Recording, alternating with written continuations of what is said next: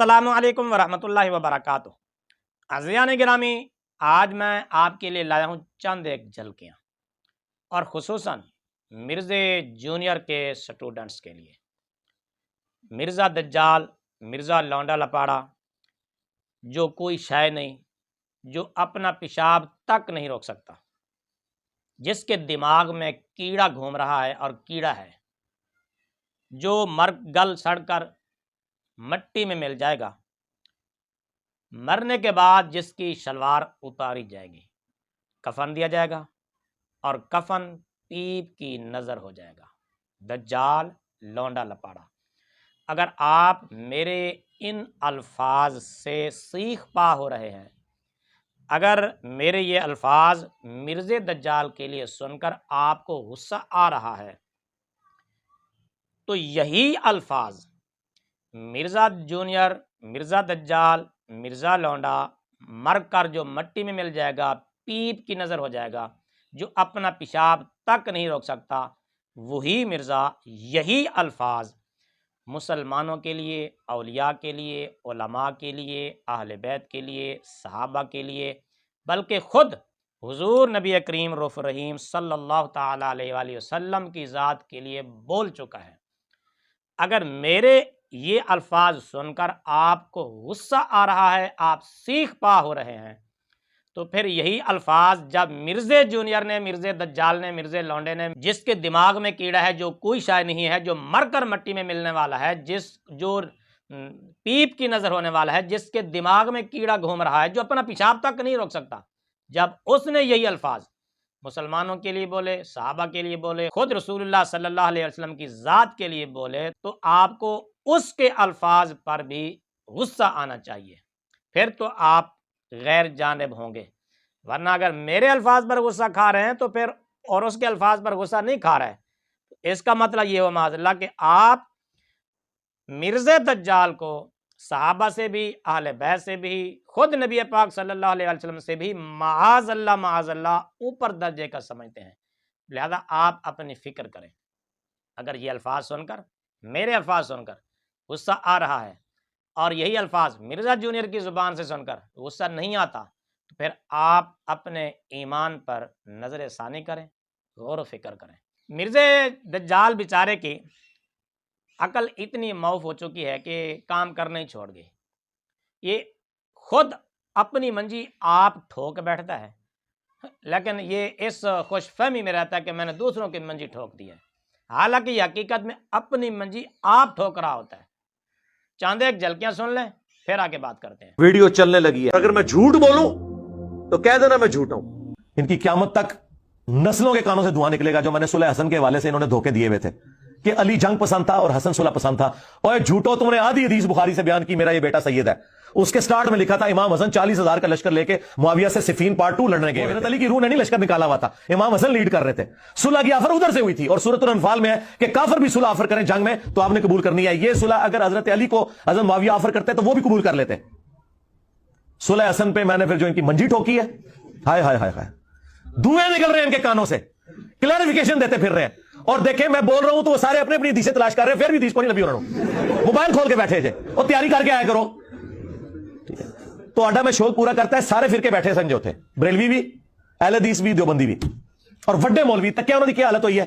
کسی نے کوئی آیت حدیث بیان کی تھی، کوئی ایک ریفرنس دیتا ہوئے کہانیاں، میں نے کس طرح 2+2=4 جتنا مجھے ٹائم ملا میں نے ایک ایک چیز کھول کے بیان کر دی ہے، کچھ بھی نہیں چھوڑا۔ یہ پروگرام ان کی علمی موت ہے۔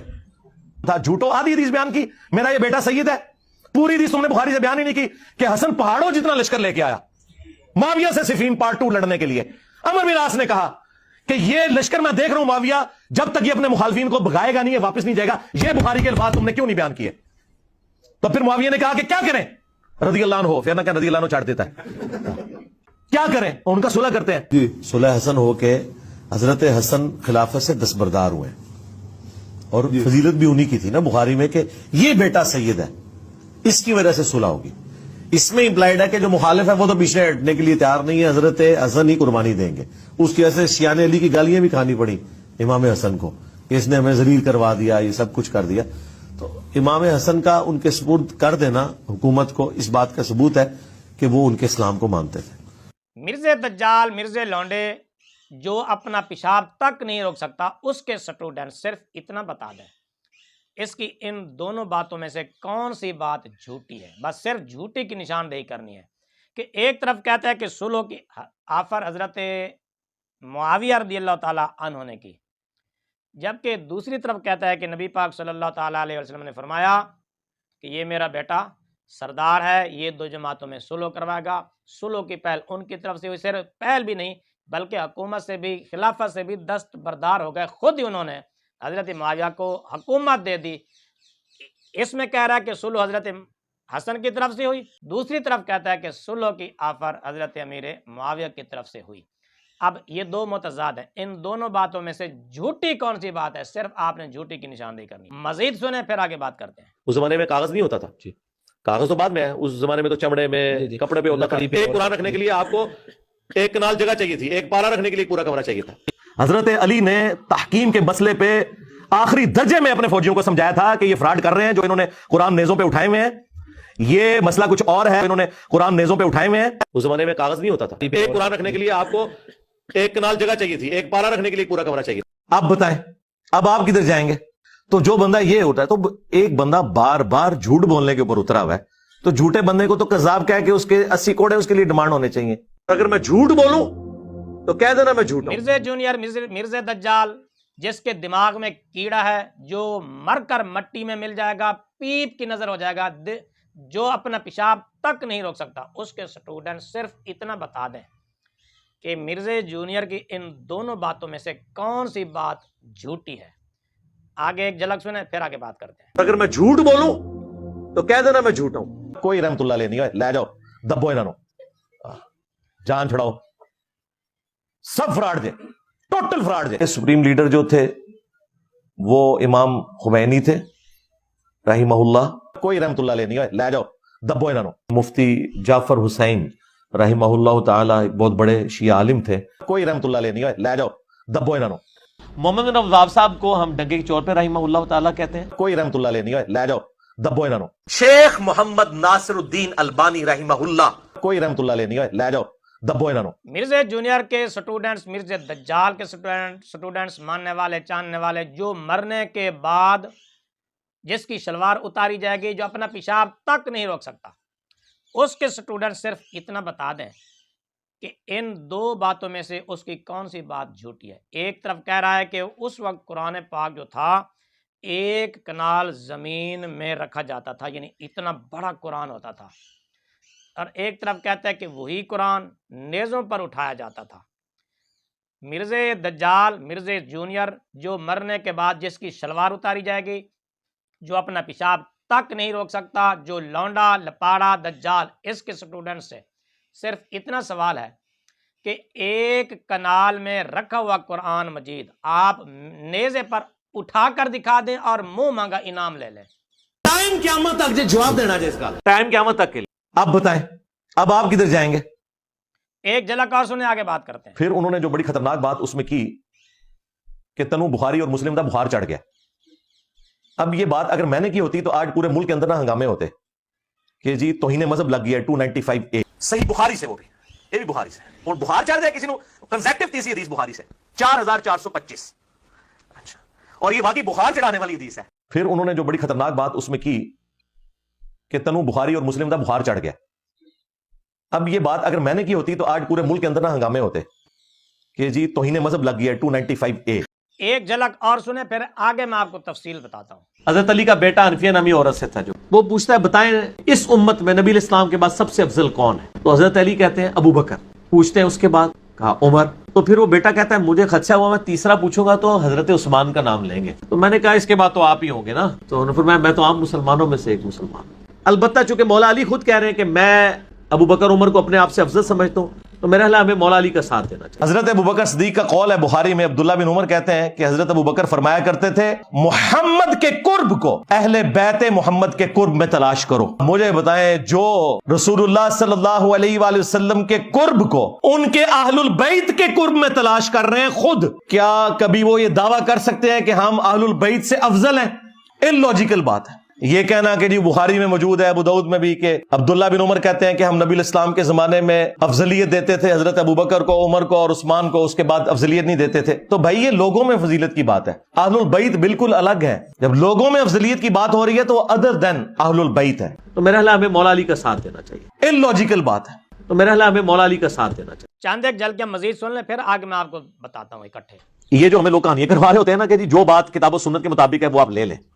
سر جو کتاب و سنت کے مطابق ہے وہ تو پہلے ہی کتاب و سنت میں موجود ہے، وہ ہم نے کان ایسے کر کے کیوں پکڑنا ہے؟ ڈائریکٹ کیوں نہ بخاری مسلم سے کتاب و سنت لوں؟ ہم کیا کہتے ہیں اس پہ؟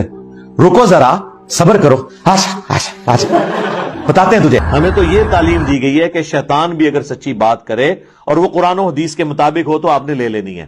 سر جو کتاب و سنت کے مطابق ہے وہ تو پہلے ہی کتاب و سنت میں موجود ہے، وہ ہم نے کان ایسے کر کے کیوں پکڑنا ہے؟ ڈائریکٹ کیوں نہ بخاری مسلم سے کتاب و سنت. جی عزیزان گرامی، آپ نے بھی سنا، امید ہے کہ مرزے دجال، مرزے لونڈے، جس کے دماغ میں کیڑا ہے، جو اپنا پیشاب تک نہیں روک سکتا، جس کی مرنے کے بعد شلوار اتاری جائے گی، جو قبر میں جائے گا اس کا کفن اور وہ خود بھی پیپ کی نظر ہو جائے گا. یہ الفاظ میں وہی دہرا رہا ہوں جو مرزا خود مسلمانوں کے لیے، اولیاء کے لیے، صحابہ کے لیے، نبی پاک صلی اللہ تعالیٰ علیہ وسلم کے لیے بول چکا ہے. لہذا ناراض نہ ہونا.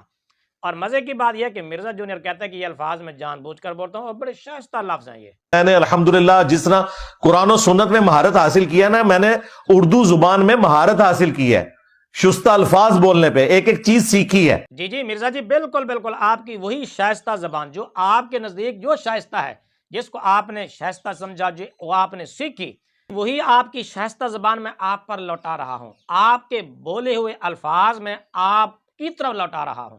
مرزا جی، جو الفاظ تو نے جتنے بولے تھے میں نے اتنے ہی بولے ہیں، اس سے اضافی کوئی لفظ بھی میں نے نہیں بولا. مرزا جی، اگر آپ کو یہ میرے الفاظ سن کر تکلیف ہو رہی ہے نا مرزا جی، آپ کو اور آپ کے سٹوڈنٹس کو اور آپ کے چاہنے والوں کو، تو مرزا جی جس طرح تو نے یہی الفاظ ہمارے نبی حضرت محمد مصطفیٰ خاتم النبیین صلی اللہ تعالیٰ علیہ وآلہ وسلم کے لیے بولے تو ہمیں بھی اسی طرح تکلیف ہوئی تھی. جس طرح تمہیں یہ الفاظ سن کر تیرے سٹوڈنٹس کو تمہیں تکلیف ہو رہی ہے، تو مرزا جی جب تو نے یہی الفاظ ہمارے صحابہ علیہم رضوان کی ذات پر بولے تو ہمیں بھی اسی طرح تکلیف ہوئی تھی.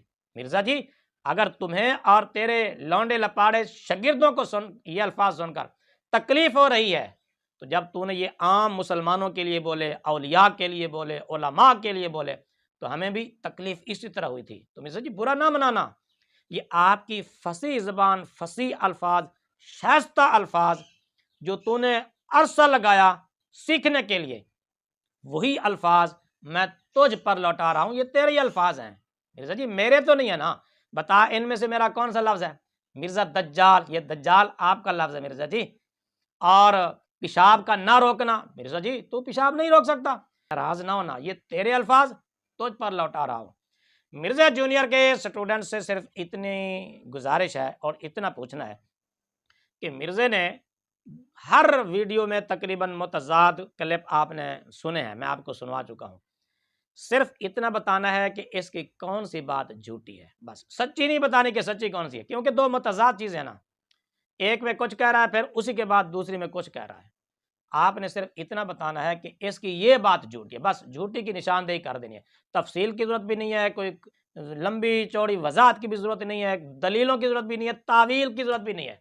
دو متضاد چیزیں میں نے آپ کے سامنے رکھ دی ہیں، یا تو آپ ان کو جمع کر کے دکھائیں، یا اگر جمع نہیں کر سکتے تو پھر ان میں سے ایک لامحالہ جھوٹی ہے، تو صرف جھوٹی کی آپ نے نشاندہی کرنی ہے. اگر میں جھوٹ بولوں تو کہہ دینا میں جھوٹا ہوں. میرے سیدھے سادھے مسلمان بھائیوں، علماء کرام نے پہلے ہی بتا دیا تھا کہ یہ بندہ لانچ کیا گیا ہے، اس کو بھیجا گیا ہے.